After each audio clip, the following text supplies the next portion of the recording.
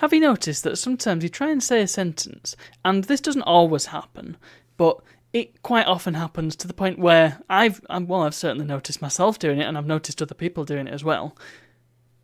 You start to say a sentence, and then another sentence gets unceremoniously jammed into the centre of it, and you kind of forget and lose your place in the original sentence, so your point kind of gets a bit muddled.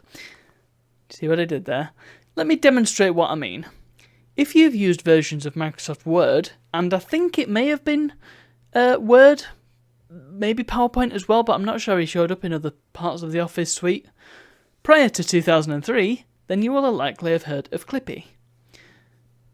That was a sentence mangled. How can we do better? You kind of have to hold on to your point, your secondary point, until you finish the sentence. So instead of saying that, you'd say something like, if you've used versions of Word prior to version 2003, then you would likely have heard of Clippy.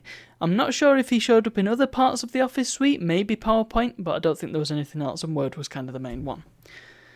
That is the fixed version of the sentence. But I find it fascinating. It's kind of like it's kind of like conversations in general. You'll have conversations with people, and I leave a lot of gaps in my sentences because I like to try and think about what I'm saying before I say it.